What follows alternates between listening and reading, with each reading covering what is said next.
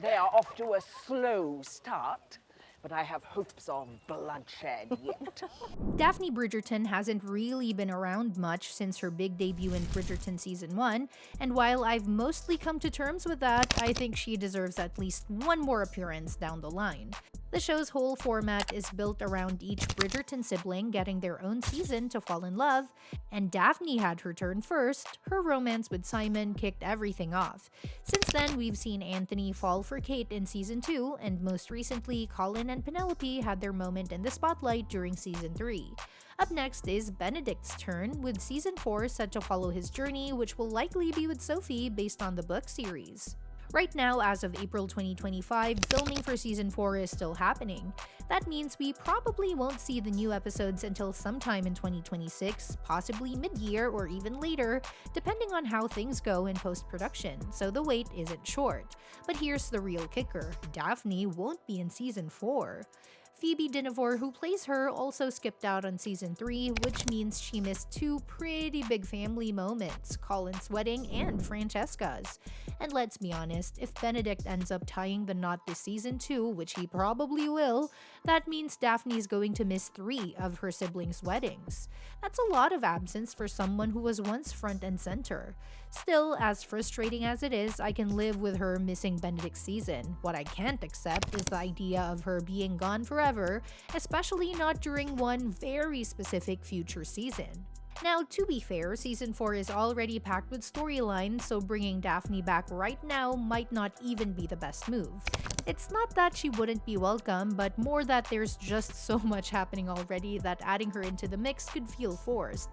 Benedict and Sophie's romance is obviously going to take the lead this season, but there's a whole bunch of other things going on too. For one, they're going to need to start setting the stage for Eloise and Francesca's eventual love stories, since they'll likely be next in line after Benedict. On top of that, Anthony and Kate are about to have a baby, which is another huge plot point that'll need attention. And when you look at the returning cast for Season 4, it's no wonder there's limited room for old faces. Luke Thompson is back as Benedict, and he'll be joined by Yerin, who's playing Sophie. Of course, Queen Charlotte, Golda Rosheuel, Anthony and Kate, Jonathan Bailey and Simone Ashley, Lady Danbury, Adjoa Andoh, Eloise, Claudia Jessie, Colin, Luke Newton, Francesca, Hannah Dodd, Violet, Ruth Jamel, and Penelope and Nicola Coughlan are all coming back too, not to mention the rest of the sprawling cast. The family's younger siblings, Hyacinth and Gregory, will also be around, and several Featheringtons are returning, plus some new faces. With all that in mind, Daphne not appearing this season is understandable, and even though I'd love to see her drop by for Benedict's wedding, it's not the end of the world if she doesn't. The story's got enough going on without trying to fit her in for a cameo. But her absence will be much harder to swallow if she doesn't show up for Francesca's season. That's the only one where she needs to be present. There's something really special about the bond between Daphne and Francesca, or at least there should be. The problem is we haven't really seen that on screen. Francesca was barely involved in the first couple of seasons, and even now that she's played a bigger role, she and Daphne haven't had any real scenes together. On top of that, Francesca was recast in Season 3, so her new actress Hannah Dodd hasn't shared any screen time with Phoebe Dynevor yet. That's a huge missed opportunity. Daphne and Francesca actually have a lot in common. They're both kind and independent and were chosen by Queen Charlotte as the diamond of their debutante seasons, so it would make sense for them to share a deeper connection. At the same time, they're very different in other ways. Francesca is far more reserved and introverted than Daphne, and that contrast could make for some lovely sibling dynamics if only the show would let us see it. If Daphne were to return for Francesca's season, which would probably be Season 6, assuming they follow the book order, it could be a really heartfelt addition to the story. Francesca goes through a lot in her book, and having her big sister there to support her through it would add emotional depth. Daphne has already navigated the world of love, marriage, and scandal, so she'd be the perfect person to offer advice and encouragement. Plus, it would finally give fans a chance to see what the sisterly bond between them actually looks like, since we've been told they're close, but we haven't seen it.